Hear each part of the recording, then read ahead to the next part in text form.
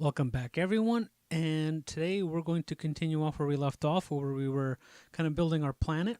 And today we're going to deal with something called Fresnel or rim lighting. No matter which way you search for it, you end up getting kind of the exact same results. It creates lighting on the edge of things. So that's why something they call them the rim lighting. But I guess the technical term is called Fresnel. I'm probably pronouncing it wrong. And as you can see, the main idea is that you highlight the rounding edges of things. And this is really based on the perspective of the viewer. Um, and depending on certain things, also the position of lighting. If you have just resonal or a rim lighting, you can just highlight the rim of anything. It doesn't matter where the light exists. You just want to highlight it. Then there's something. Then you can do something called direction rim lighting or directional resonal, where you take in consideration where the light is and in consideration of where the viewer, you, the camera, is toward the object that you're currently rendering. So why don't we whiteboard it? All right. So here's the main concept of our scene. We got our planet and we got our camera. We're looking right at here, and there's our sunlight. So the main idea is that I'm looking straight here, right at the thing. So this is my direction that I'm looking, and these little lines are the normal directions.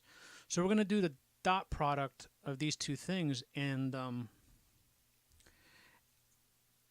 let's see, those two things, those two lines, the direction from basically the pixel toward the camera, and just the normal surface normal. And when you do a dot product, when these two are equal, they will equal the value of 1. If they are at 90 degrees, they are at the value of 0. And if they are 180 degrees, they are value of -1. That's great. So the idea is we just want to highlight what's on the edges. So we want to highlight what's actually near 0. And to make things mathematically easier, instead of just using 0, we invert the value. So we just say 1 minus x will give us the inverse of whatever it is. So if we do 1 minus x, then if things are perfectly aligned, this will be 0, and else this will be 1, and this will be 1, and this will be also -0, essentially. But we don't care about that because we only care about if it's 0, or actually whatever's closer to 1. We don't care. We don't care if it's near 0, because when it hits 0, we don't want any lighting at all. Because just like the example, you want the inside to be transparent, and you only want to add color to the outside. So if we multiply a color, let's say a color of white, which is 1, 1, 1, 1, and we say that at the current angle we are at the value of 1 because we invert it, so that times 1 equals that. But if we were here drawing like this pixel, that like a pixel over here, and we multiply it by 0 because it's at 0 angle, because we inverted it, this will turn all these 1s into 0s, and then it ends up being added to color. So color plus that, which ends up equaling 0, means we add no color. So when it's on the edge, it becomes 1, and it then ends up adding that color to the color that we currently have anyway for the texture. And that's just your regular, and that's how you do Fresnel lighting. Okay. So if we're going to apply it, so we're going to go back to our shader. We're going to go right at the very end, right at past night. We're going to have a rim color of 1, or a color. And here is our equation. We're going to take the fragment to the camera. We're going to do the dot product of the unit vector from the fragment to the camera and the fragment in normal, and we're going to invert the value. And we take that value and we multiply it by the color, and we just add it to the RGB, which would probably be the night thing. So if I click save, go back to the browser, and go here. Here we have our rim lighting done. It's really simple. The math is very easy to understand. Once you get the idea, like visually, you're just doing anything based off angles.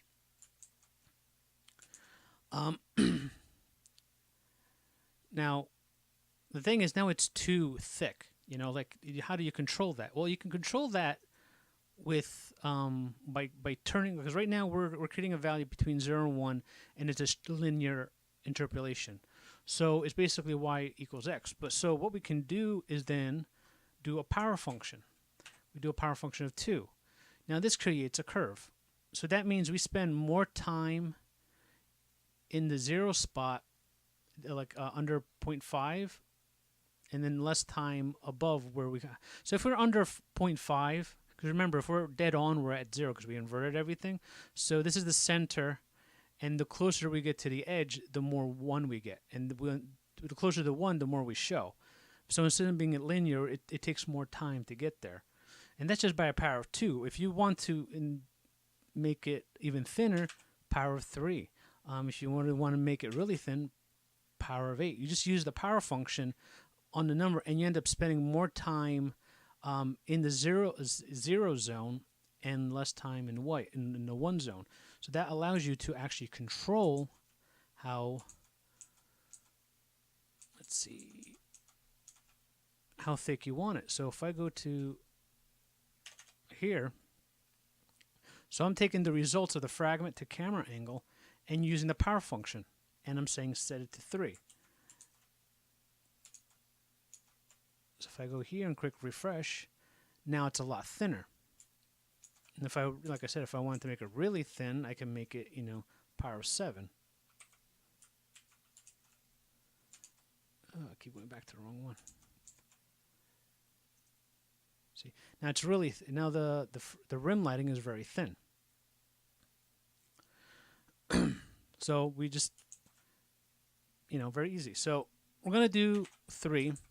And we're going to get rid of this rim lighting because it's 1. And we're going to pick a blue color. And I picked a nice blue color. And I used, instead of using my material system to kind of just give me the actual numbers, I found a really cool site called openglcolor.mpeters.me. You're able to put a hex color, and automatically gives you like the vec3 value, which is awesome. So for prototyping, I just want to do something really quick. Like if I don't make a uniform or anything else to get the information passed in here, I just want code. That's a great site to kind of just quickly get some color values from OpenGL. So if I got that nice blue color, if I go back, so so it looks neater, looks nicer in relation to the actual planet. So now I got a nice rim lighting on the planet. Now, the only issue is I didn't really want, like, in darkness, there's, like, right here, back here, there should be absolutely no rim lighting at all, because this is where darkness, there's absolute darkness. Here is great. This is fine to have rim lighting, because the sun's behind it, and the scattering light coming from behind the planet where the sun would be over here. And over here right in front, it's hard to tell because that's where all the light, but you can kind of still make out there's a nice rim lighting. So the last step is we want to do directional rim lighting. So to do directional rim lighting is really the exact same idea, except we have to mix the angle of the light with the angle of the camera. So if the angle to the camera dictates at what point between these two 90-degree positions that we're going to color, we can then multiply that by the angle of the light. So if the let me do this. So this is gray. So this is the angle. This is oops, what happened? All right. So this is gray. This is the. All right. So like I said, this is 90. It's 90. This is like 0 degrees. But like I said, this when you do the what do you call it? What do you dot product? That equals 0. That equals 0. Whatever you want to consider. This 90-degree angle, whatever.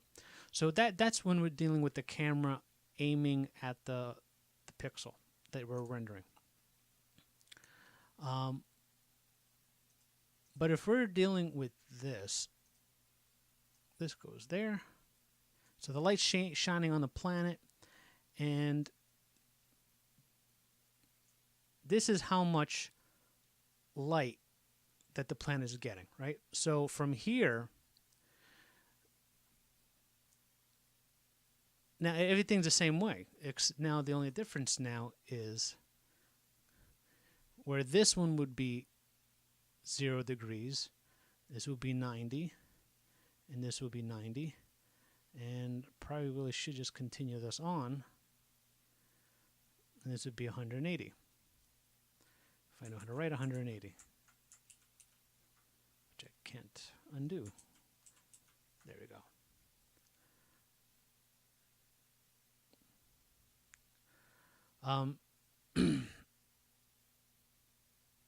So again, I can't remember if the code, I don't remember if I inverted it or not.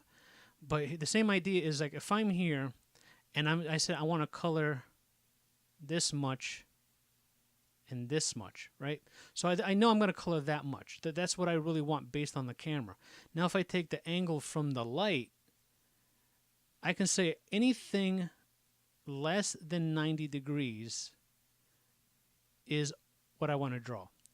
If it's over the 90 degrees, don't draw it, because now it's in the dark zone of the planet, right? Because this back here has no light. So since this section is within the field of light, I can highlight it. Over here, this part that I want to draw based on is in the dark zone. So I don't want to draw it. At that point, it's in the darkness. There's no light being shined at all. It's kind of past that kind of point where there's light that to really be visible from this camera to that spot. So this is really the physical idea of behind implementing directional rim lighting. You just take two different angles. So one angle, like this angle from camera to pixel, determines where the rim is. And then the angle between the pixel and the light determines if you're coloring it or not. And you use the value 0 and 1 to determine if it ends up being 0. Then it never gets added to the color. So to really implement it, so if this was what our color was before.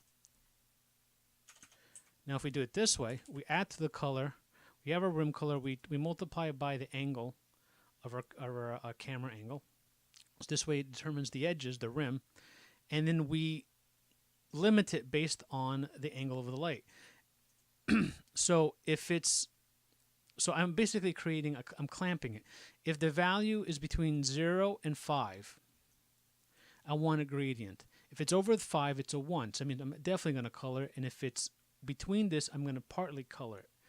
And if it's in the negative zone, which would be in the negative, like -1, down to -1, it'll be 0. So don't draw it at all. So by using smooth step and then kind of using these values to kind of determine like the angles, to kind of control how much that, basically controlling the angle how much we want. So we can actually change this to kind of dictate how much we want to control the rim lighting. But overall, this worked out pretty well for me because I think I was using 0.5. I'm using the 0.5 over here to control the diffuse lighting because I'm adding more light to the planet than Phong lighting normally allows. So I'm messing with Phong lighting, trying to get more light out. So I'm just trying to match up kind of like the limit that I have set up for diffuse with the same limit for the rim lighting. So this way, it kind of all matches up. So now if I refresh, Now you see the dark side has no rim lighting, and the rim lighting is only where there's light. And it kind of starts to fade away a little bit, but definitely during the pitch black area, there's no rim lighting because, like I said, the sun's right here, and there's no sun on this side.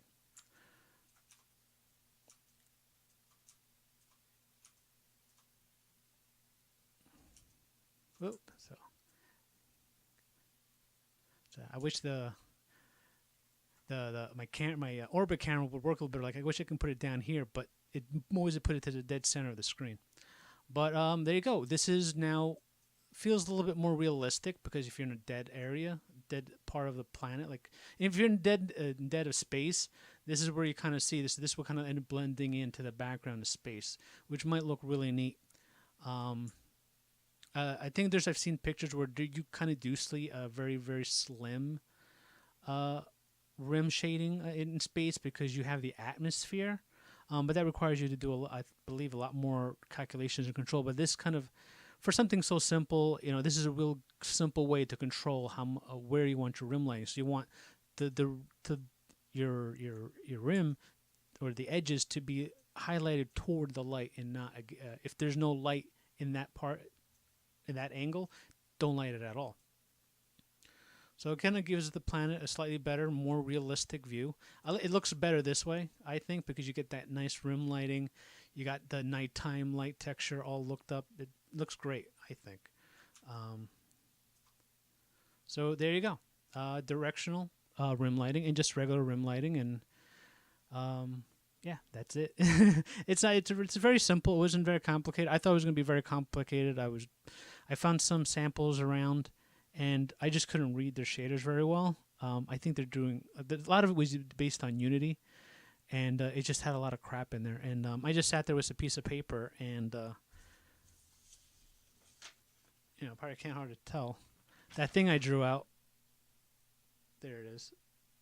So I ended up drawing that out, and I was like, oh, you know what? Yeah, if I just use the angles, I can control rim lighting, and it worked out. So yeah, it's me doing I don't know. Doing the derivatives. Got fun. I'm trying to learn how to do derivatives. To do certain curves and whatnot. So, yeah, there you go. Lesson of the story is when in doubt, sit on a piece of paper and just keep scribbling until you kind of come up with a plan to get things to work. So, there you go. We got the planet all nice and dandy. I think maybe in the next video, I don't know what to do for the next video. Maybe I don't know if that's when we're going to start destroying the planet, or there's maybe a few more things I can do to this planet other than add the cloud layer on it. So I was going to add the cloud layer at the very end. So yeah, I'll see what I'm going to do next. I'm not exactly sure. And then after that, we're probably going to do normal mapping, and we'll use Mars for that. So there you go. So we got planets, and it's looking pretty good. Looks better when you look at it from far away. The textures aren't highly detailed, I guess, or I don't know. Like I said, the bump mapping isn't perfect because of I'm doing too much lighting. But whatever. So that'll be it. Hope you had fun with this one. Hope you got a nice example of how to do rim lighting and how to control it and how to manipulate it, and and limit it based on the angle of light and based on the angle of the camera. So I guess I'll see you guys in the next video. Peace.